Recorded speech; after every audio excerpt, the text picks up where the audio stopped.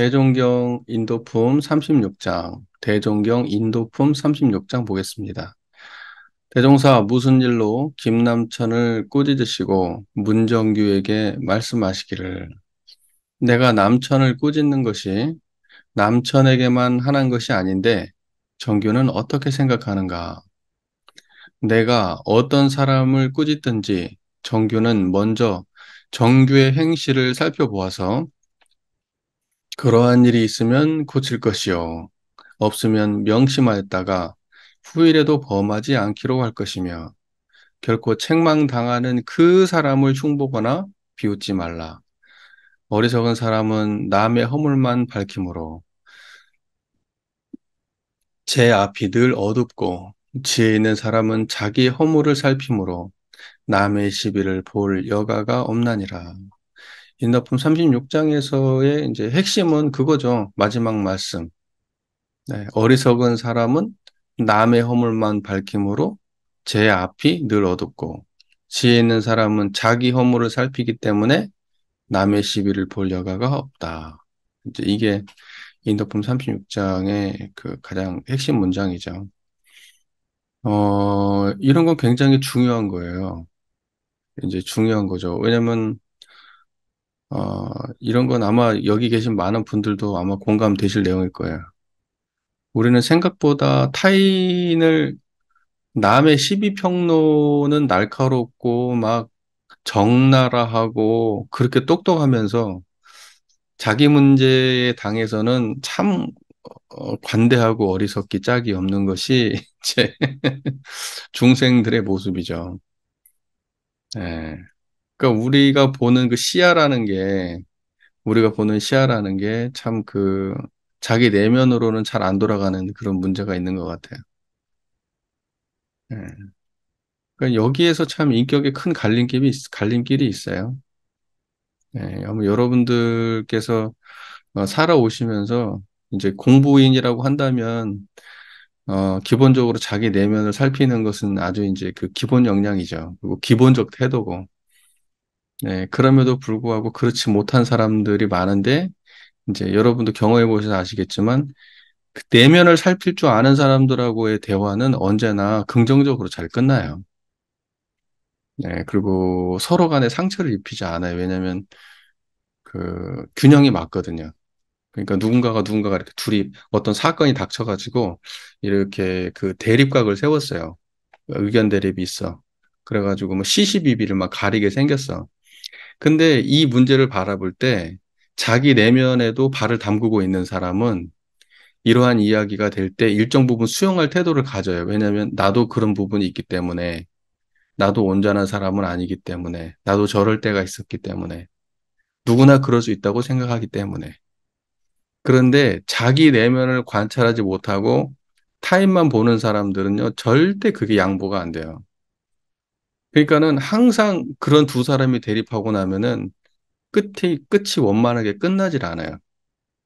내면을 못 보는 사람들끼리는 끝이 원만하게 끝나질 않아요. 근데 둘이 내면을 보는 사람들 같으면 그러면 원만하게 끝나요. 누가 한 사람이 탁 촉발해가지고 예를 들면 내가 자기가 이렇게 좀 잘해보자 하는 순간, 아, 이때구나 싶어서 같이 동조해서 아름답게 끝낼 수가 있어요. 이게 무슨 의미인지 아시죠? 예, 근데 그렇지 못한 사람들은 그거 안 돼요.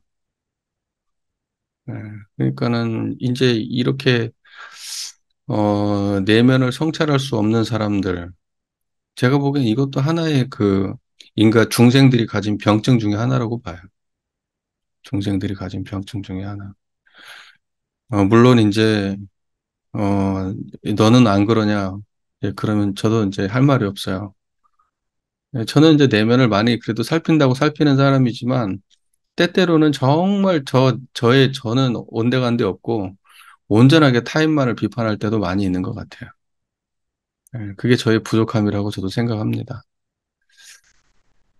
자, 대동사께서는 김남천 선지님한테 꾸짖는 것을 문정규 선지님이 옆에 있다가 보시고 난 다음에 야, 내가 지금 남천이를 꾸짖는 이 내용이 너한테도 해당되는 내용인지 스스로 살필지언정 누군가를 꾸짖었다 해서 그 사람을 같이 비웃거나 그 사람의 부족함에 동조하거나 그러지는 마. 절대 그러지 마라. 이제 이렇게 말씀하시는 거거든요.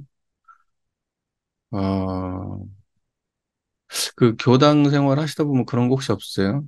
아마 그 교무님의 태도가 교도님들한테 전염된다는 거 아세요? 그러니까 교무님이 교도님을 대하는 태도가 그 교당 분위기가 돼요. 무슨 말인지 그 이해되세요? 예를 들면 남편이 부모를 대하는 태도가 그 집안 분위기가 된다니까요. 그러니까 교무님이 교도님들을 향해서 평등한 마음을 내. 예를 들면 못 배웠다고, 못 가졌다고, 못났다고, 성격이 좀 부족하다고, 마음속에서 차별하거나 미워하는 마음을 내잖아요. 그러면 모든 교도님들이 그게 당연한 줄 알고 받아들여요, 그걸.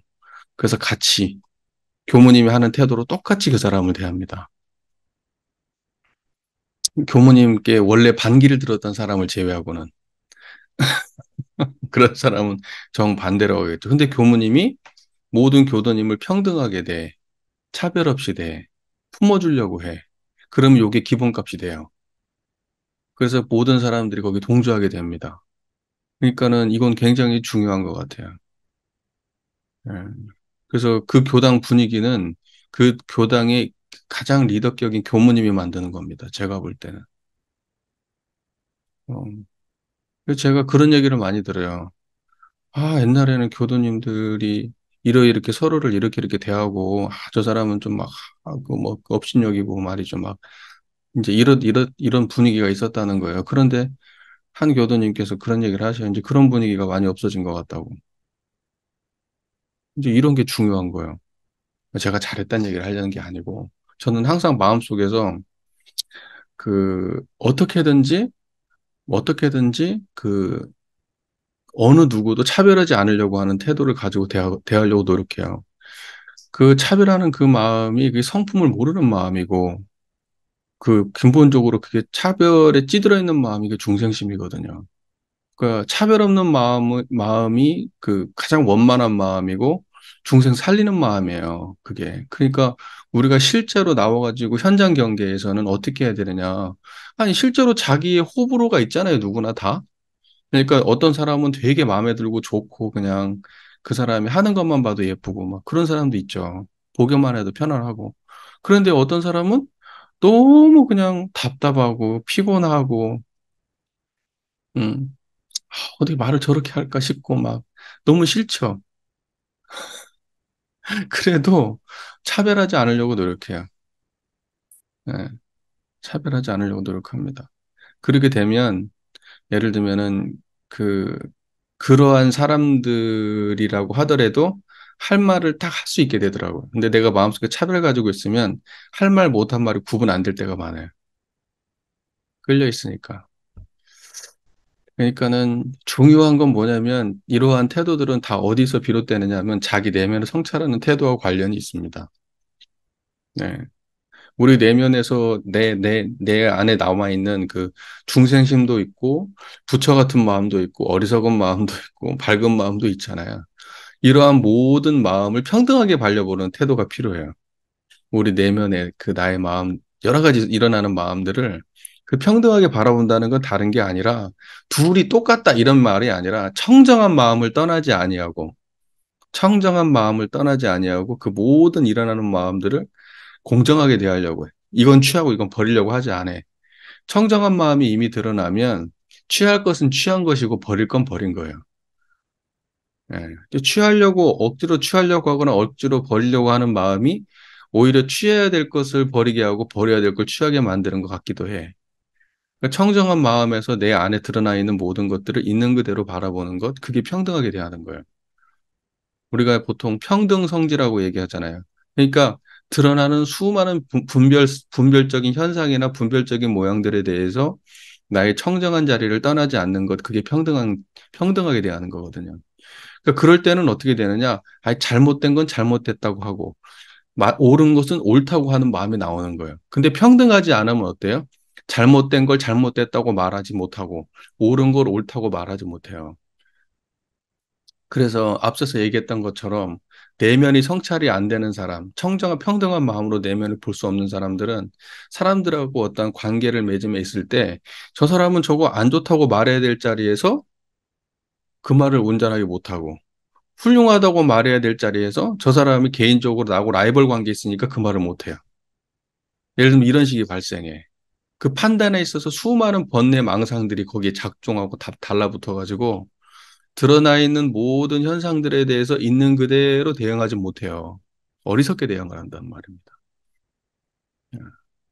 사람이 딱 보니까 그 처음부터 끝까지 완벽하게 안 좋은 사람, 처음부터 끝까지 완벽하게 좋은 사람은 없어요. 제가 볼 때. 때에 따라 다른 거죠. 그때그때 달라요. 예요. 예. 그러니까 저 하나만 놓고 봐도 어느 상황에 처할 때는 굉장히 그럴듯하게 괜찮아 보이지만 어느 상황에 처하면 참 볼품없거든요. 예, 저라는 한 인간을 놓고 보더라도. 예, 그렇지 않겠어요? 그러니까는 여러분들도 아마 마찬가지일 거예요. 예, 어떠한 상황에서, 어떠한 관계에서, 어떠한 일로 만날 때는 괜찮은데 그것이 어떠한 쪽에서 만나면 진짜 영 아닐 수 있거든요. 그러니까 내가 만나는 그 모든 사람들을 내가 가지고 있는 하나의 잣대로 하나의 분별적인 태도로 그 모든 그 사람의 인생 전체를 낙인 찍어서는 안 돼요. 예, 이건 엄청 중요한 얘기 같아요. 전 살면서 진짜 그걸 갈수록 느껴져요. 점점점. 예전엔 적이라고 생각했던 사람들도 저 사람은 정말 나하고 견해가 완전 다르고 나하고 완전히 그 평행선을 달려야 될 것 같은 사람들 한편으로 보면 나하고 안 맞는 거지 맞는 사람들하고는 되게 좋을 거 아니야. 그 생각 들더라고요. 음. 그리고 똑같은 사람을 공유하게 될 때가 있잖아요. 이게 이 사람이 있고, 그 다음에 내가 있고, 또 이 사람을 중심으로 또 누군가가 있어. 그런데 나는 이 사람하고 관계가 안 좋은데, 저 사람은 이 사람하고 관계가 참 좋아. 희한하지. 또 반대도 있잖아요. 나하고 이 사람은 참 좋은데, 저 사람하고 이 사람은 정말 앙숙이야. 그럼 이 사람은 뭘까요? 나쁜 사람일까요? 좋은 사람일까요? 그런 거더라고. 그 선악이라고 하는 것은 절대적인 게 없더라고요. 예, 제가 이 얘기를 왜 하냐. 중요한 건 뭐냐면 제가 하고 싶은 이야기는 대동사의 마지막 말씀. 자기 허물을 볼 줄 알아야 된다는 거예요. 자기도 그런 사람이라는 걸. 나도 때로는 이쪽에서는 좋을 수 있고 한쪽에서는 안 좋을 수 있는 사람이라는 거. 그러니까 저 사람도 마찬가지라는 거. 나도 오를 수 있고 그럴 수 있다라는 거. 저 사람도 마찬가지라는 거. 예, 절대적 기준을 세워가지고 하면 안 된다는 거. 자기 허물을 본다는 건 뭐냐면 내 안에 드러난 모든 것들을 청정한 자리에서 올려놓고 분별성과 주착심 없이 내 내면도 그렇게 볼 수 있고 그러한 태도가 타인을 바라볼 때도 그렇게 적용될 수 있다는 거죠. 물론 쉬운 일은 아니죠. 쉬운 일 생각보다 많은 사람들이 문제가 뭐냐면 자기 안에 있는 열등감을 해결하지 못한다든지 자기 안에 오만함을 해결하지 못한다든지 그런 것이 극도로 심해져 가지고 거기에서 벗어나지 못할 때 그 사람의 모든 문제가 발생되는 것 같아요. 뭐 하나 굵직한 게 있어. 사람마다 내면에. 해결하지 못하는 굉장히 오랫동안 그, 달고 살아왔던 그 문제의 근원적인 자기 내면에 아주 강한 분별력 하나씩은 다 있거든요. 누구나 다. 이제 그런 것들을 직시하고 바로 볼 수 있다면 이제 그 사람은 자기 허물을 바로 살피는 사람이 될 거예요. 그런 것들은 다 청정한 마음의 기반에 의해서 드러나는 겁니다. 자기 객관화, 그것도 청정한 마음으로 자기를 보는 거고, 타인을 바라볼 때 타인의 시선에 평등한 시선도 결국 자기를 바라보는 청정한 태도에서 드러나는 거고. 그러니까는 근본을 따지면 역시 인도의 길에서는 청정한 마음자리가 중요한 겁니다.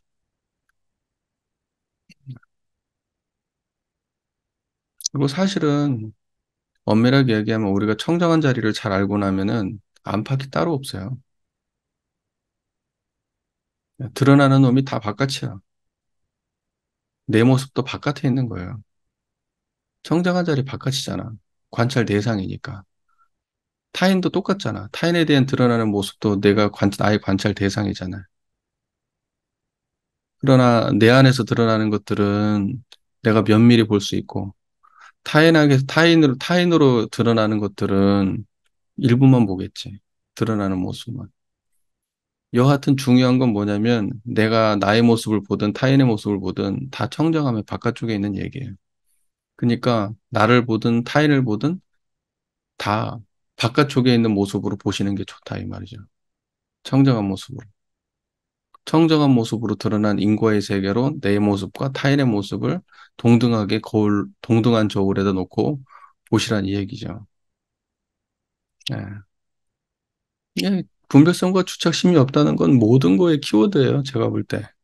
모든 문제. 그리고 우리가 그동안에 성공부 해왔잖아요. 성공부에서도 얘기하는 게 다 뭐예요? 제가 눈에 얘기하죠. 분별성과 주착심 없는 그거 하나예요. 예, 그거 하나가 사실은 모든 마음 공부의 가장 기본기예요, 기본기. 예, 그럼 자기 안의 문제, 타인의 문제 다 평등하게 볼 수 있습니다. 그리고 여러분들 그 타인의 시비를 보면서 이렇게 일방적으로 끌려다니고 그러신 적은 없으신가요? 좀 많이 있으시지 않나요? 그러니까 누가 이렇다고 하면 그냥 그런가 보다 하고 그냥 100% 믿어버리고 그냥 저 사람은 저런 거 하고 쉽게 낙인 찍어버리고 근데 나도 그럴 수 있다라는 거죠. 누군가에겐 나도 그런 취급을 받고 있을 수 있다는 거예요. 그런 거 생각하면 참 조심해야 되지 않을까 싶어요. 음. 대종사께서 아마 문정규 선진에 대해서 저렇게 말씀하신 것은 문정규 선진이 그럴 만한 소지가 좀 다분하기 때문에 그랬을까? 아니면 문정규 선진에게 한 그 얘기를 통해서 모든 사람들에게 경책을 주기 위해서 하셨을지 하여튼 그런 건 모르겠으나 중요한 것은 뭐냐면 대종사께서는 누군가를 꾸짖고 혼낼 때에도 그 사람 자체를 갖다가 그 사람의 어떤 특정한 하나의 부분을 개선하기 위해서 그러신 것이지 그 사람 자체를 갖다가 완벽하게 그냥 하나의 잣대로 그냥 몰아가지고 너는 그런 놈이라고 낙인 찍기 위해서 그런 건 아니잖아요. 근데 옆에서 듣고 있던 공부 안 된 사람들은 대종사님이 저 사람에 대해서 뭐라고 탁 꾸짖으면 아, 대종사님이 쟤를 저렇게 꾸짖었으니까 쟤는 저런 놈인가 보다. 이제 그럴 수가 있잖아요. 그러니까 대종사께서는 조금 더 달리 생각해 보면 김남천 선지님이 그렇게 규정되지 않도록 도와주신 부분도 있는 것 같아요. 문정규 선지님이 스스로 자기 내면을 그 일로 통해서 내가 너한테 지금 내가 지금 너에게 지금 한 건 아니지만 너도 그런 요소 있어. 예를 들면 우리 그렇게 많이 하잖아요. 옆에서 여러분. 우리 아들하고 딸내미가 있어. 상황이 딱 닥쳐가지고 타이밍이 맞는 바람에 딸내미가 혼났어. 해필 그 타이밍에서 그러는 바람에 딸내미가 혼났어. 근데 옆에서 아들이 아무런 감흥 없이 피식거리고 앉아있다. 저놈이. 그러면 부모는 절대 얘만 혼내고 끝나지 않습니다. 야, 너 뭐야? 너는 안 그런 줄 알아? 막 그러면서. 너도 똑같아! 막 그러면서. 응? 그리고 얘도 혼내잖아요. 근데 얘를 혼내고 있을 때 얘도 뭔가, 이건 죄책감을 가지고 이렇게 좀 뭐랄까, 태도가 딱 이러면, 이 저놈이 쟤한테 불똥이 안 튀거든요. 저놈도 뭔가 내가 얘한테 혼내고 있는 모습을 얘도 지금 자기 스스로에게 반조하고 있구나. 이제 이렇게 생각이 들면 얘 그냥 넘어갈 수 있잖아. 근데 안 그러면 얘도 당연히 혼나게 돼 있는 거야. 뭔 말인지 이해가 되시죠? 그냥 얘는 그때 당시에 그냥 그렇게 걸려가지고 지적을 받은 것뿐이지 누구에게나 그러한 모습들은 다 있다니까요. 누구에게나. 음. 그러니까 진짜로 뭐 예를 들면 야 쟤는 막 시기심이 막 너무너무 그냥 심하고 쟤는 시기심이 문제야. 막 저렇게 그냥 딴 사람이 하면 수리공덕이라는 것도 모르나? 같이 기뻐해주고 이럴 줄은 모르고 저렇게 막 시기심을 내. 근데 그렇게 말하는 자기 자신은 시기심이 진짜 없냐고. 농도의 차이만 있을 뿐이지. 중생심이라는 건요, 애착, 탐착, 원착, 뭐, 탐진치. 여러분, 그게 없으면 이미 불보살이고, 그게 있어서 중생이요. 약간 모양이 달라서 뭐 약간 이렇게 휘어서 직선으로 요렇게 휘든지 요렇게 휘든지 약간의 모습이 달라서 그렇게 보일, 다른 모습으로 보일 뿐이지 똑같은 게 중생이에요. 예. 그래서 나는 교단에 대해서 이런저런 이야기할 때도 양심에 많이 내가 처음 하는 얘기 아니죠, 이거. 양심에 많이 찔린다니까, 나도. 그럼 너는 그럼 뭐 얼마나 정직한 놈인데? 너는 얼마나 똑똑한 놈인데? 뭐 이렇게 물어보면 할 말이 없어요. 나도 그런 놈 아니거든. 다만 그분들이 그 위치에 서 있어서 내가 욕할 뿐이야. 그분들이 지금 그 위치에 서 있는 거야. 그런데 나라고 그 위치에 만약에 간다 그러면 그런 비판 받으면 억울한 부분도 많이 있고 그러겠지. 예. 그러니까 사실은 어느 정도까지는 하고 어느 정도까지는 좀 생각을 해야 되거든요. 그런데 끝도 갓도 없이 자기네들이 정의라고 생각하는 사람들이 있어요. 끝도 갓도 없는 사람들. 정말 질린다 하는 느낌? 네, 그 원불교 게시판에 들어가 보세요. 질린다 하는 느낌을 주는 사람들이 있어요. 와, 쟤는 정말 평생을 죄 한 번 안 짓고, 평생을 누구 한 번도 무시 안 해보고, 모두를 평등하게 대하고, 평생을 합리적으로 생각하고, 아, 그러는 사람인가 보다 할 정도로 정말 질리게 똑똑한 사람들이 있어요. 네, 스스로에게 반조해 봐야 돼요. 공부인이라면.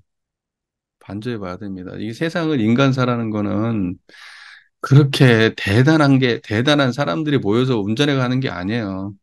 부족한 사람들이 조율해 가면서 가는 거지. 음. 이때로는 이해하고 감싸주고 그러면서 가는 거예요. 인간이 그럴 수 있지. 그러면서 어느 정도 일정 수준을 넘어가면 그건 음, 좀 문제가 되겠지만 험한 잡다한 것까지 다 잣대를 들이대면 세상에 정상적인 사람 단 한 명도 없어요. 그렇게 하면. 그리고 그렇게 이야기하는 사람들은 왜 비판 안 하는 줄 아세요? 그 사람들 비판했다가는 난리가 나니까요.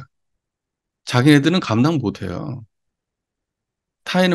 타인은 그렇게 비판해도 만약에 누군가가 같은 기준으로 나를 비판한다? 감당 못 해.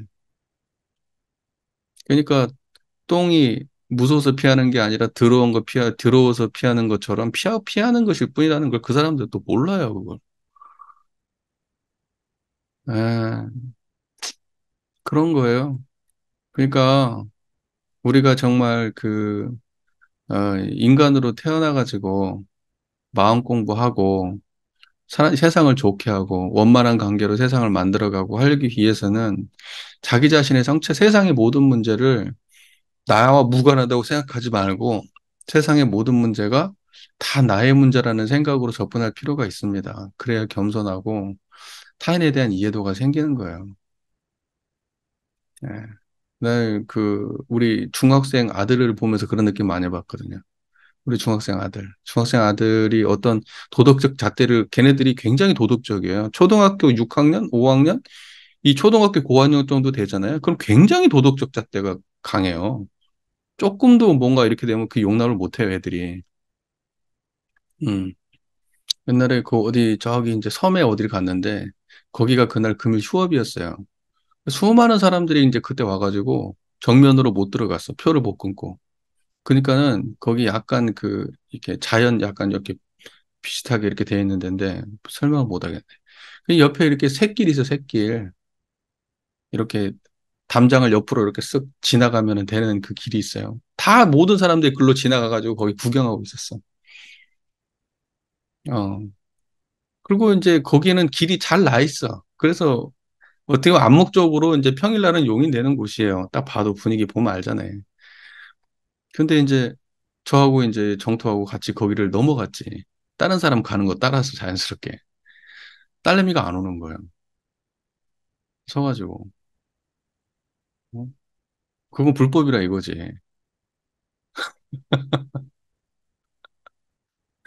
그래서, 아, 그래, 오기 싫으면 거기 있어. 그러고 갔더니 결국은 따라오더라고.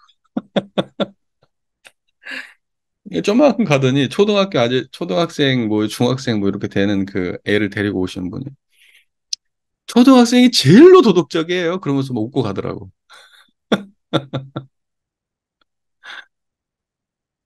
그리고 뭐 엄마 아빠 이렇게 해가지고 둘이 대화를 하다가 누군가가 좀 언성이 먼저 높여졌다거나 누가 좀 뭐 이렇게 비합리적으로 이렇게 좀 이야기한다 그러면 아들놈이 있다가 대부분 표정이 바뀌어요. 그건 아빠 잘못 아니냐. 그건 엄마 잘못 아니냐. 이런 식이야. 마치 자기는 세상에 태어나서 죄 한 번 안 지어본 놈인 것처럼. 지는 여동생하고 싸울 때 그렇게 어처구니 없이 싸워대고 그렇게 고집 부리고 하는 놈이 남이 그렇게 할 때는 꼴을 못 보는 거예요. 근데 그 아들의 그 모습이 내 모습 같더라고. 나도 그렇게 하고 있는 건 아닌가라는 생각이 드는 거예요. 내 내면은 살필지 모르면서 타인을 보는 모습만 그렇게 날카로운 거. 그래서 내가 그 속으로 그런 생각 들었어요. 아이고, 저 새끼도 철들나 뭐하네. 지가 어떻게 하는지 지는 모르고.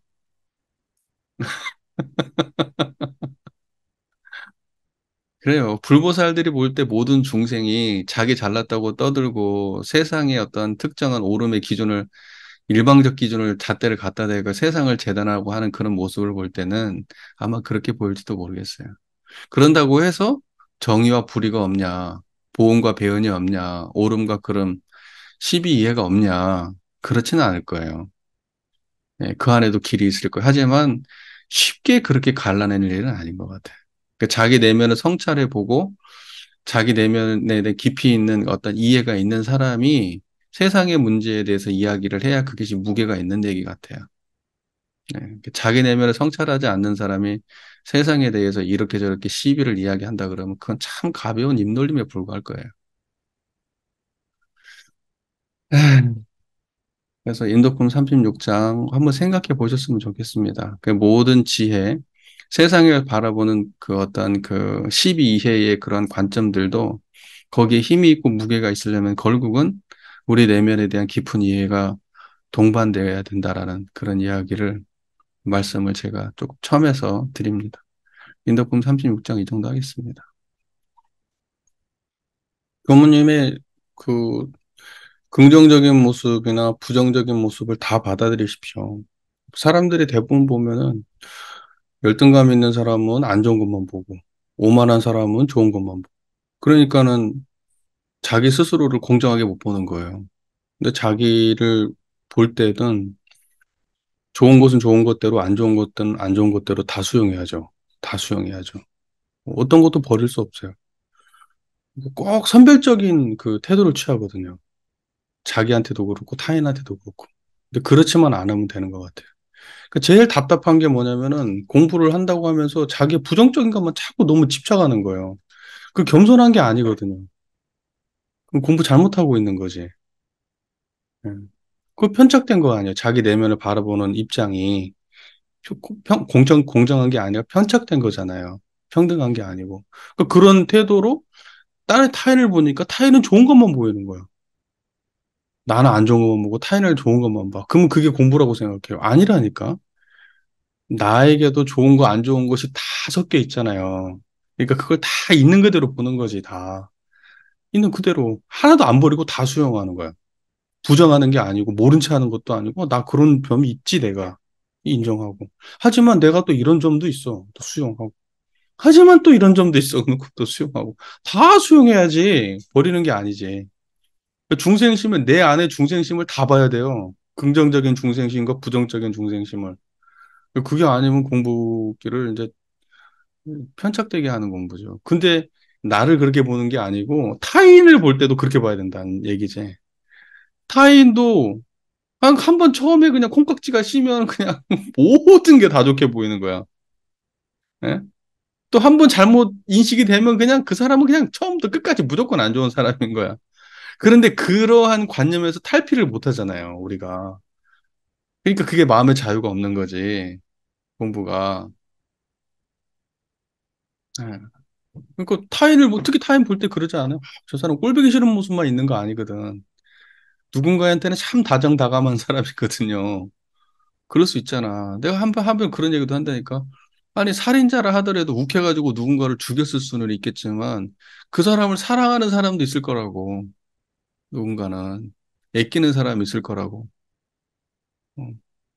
그러니까는 그렇게 비율의 차이는 있을지언정 세상의 모든 사람들이 다 양면이 있다는 것을 알아야 돼요.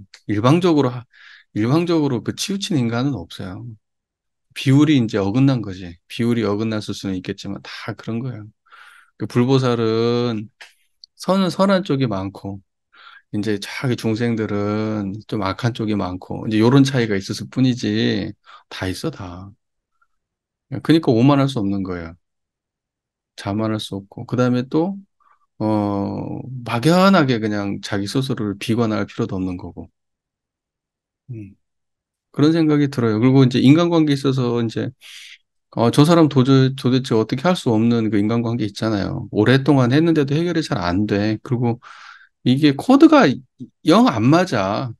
근다고 해서 내가 내 관점이 잘못됐다는 생각이 들지도 않아.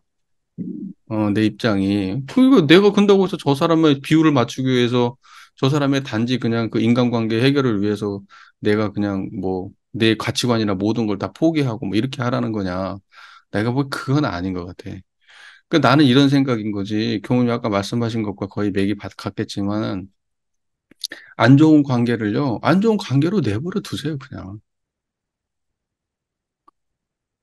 그러면 풀릴 일도 있고 안 풀릴 일도 있을 거야. 안 좋은 관계를 내버려 두는 것이 그거 엄청 큰 공부예요. 그리고 내 마음을 청정하게 다스리세요. 거기서도 한 발자국만 안 나가게. 그런데 우리가 참 문제가 뭐냐면은 지금 상태가 발생했는데 이걸 급하게 해결하기 위해서 급한 불을 끈다는 심정으로 생각을 일으키고 행동을 막 급하게 하다가 오히려 저쪽에서 안 받아들여 주니까 더 안 좋아지고 더 안 좋아지고 막 이렇게 돼요. 나는 선의로 했는데 저쪽에서는 그게 그렇게 되나? 저 사람 마음의 입장도 있을 거 아니에요. 저 사람이 잘못됐다 하더라도 아주 그 못된 인간이라 하더라도 근데 그 사람이 못된 인간인데 내가 특별히 잘못한 것도 없는데도 불구하고 내가 그 관계 개선을 위해서 허덕이면서 그 문제를 해결하려고 할 때 잘한다면 원망만 더 커져요. 그러니까 그냥 그 관계를 가만히 내버려 두라니까요.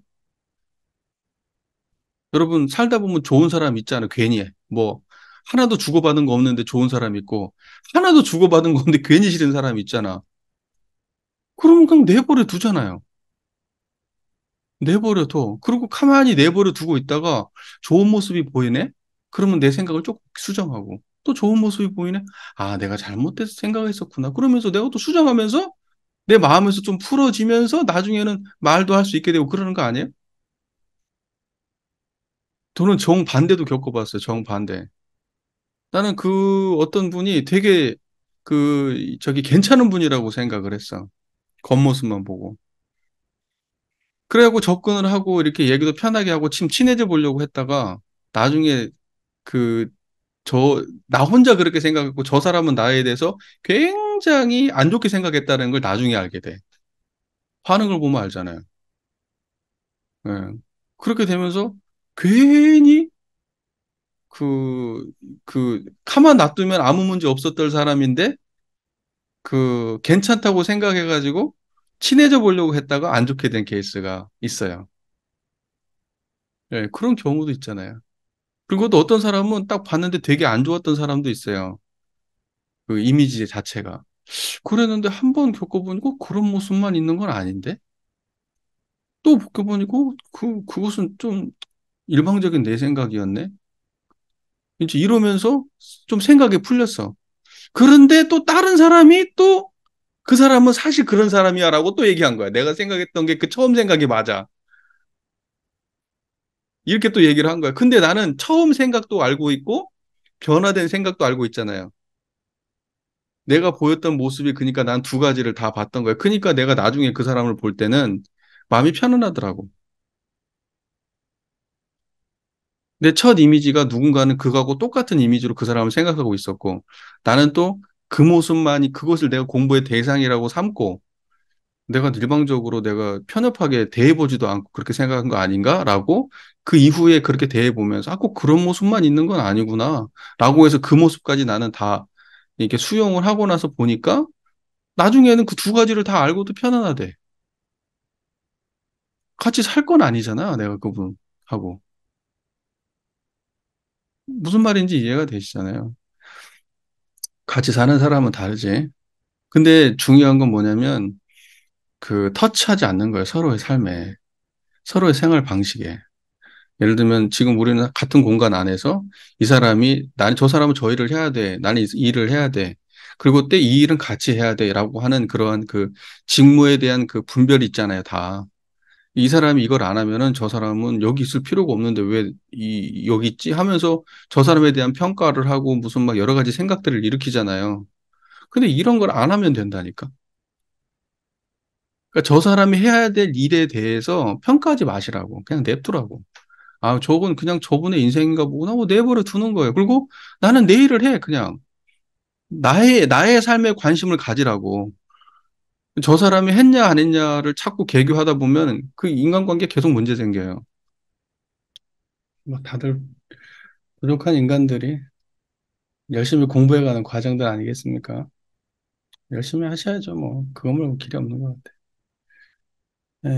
에, 아까 그 말씀하신 그거 참 좋은 말씀 같아요. 뭔가 이렇게 진짜로 하나 팍 박히면 그게 업이 돼요. 일상에서 자잘한 것들, 찔끔찔끔 이런 것은 큰 문제가 안 되고.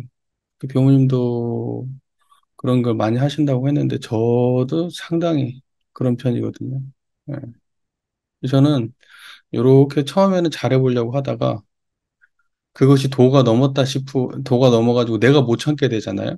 그러니까 내가 이제, 판단해가지고 수위 조절을 해가지고 저의 통제력 그 안에서 뭔가 행위를 하는 게 아니라 통제력을 순간적으로 확 벗어나요.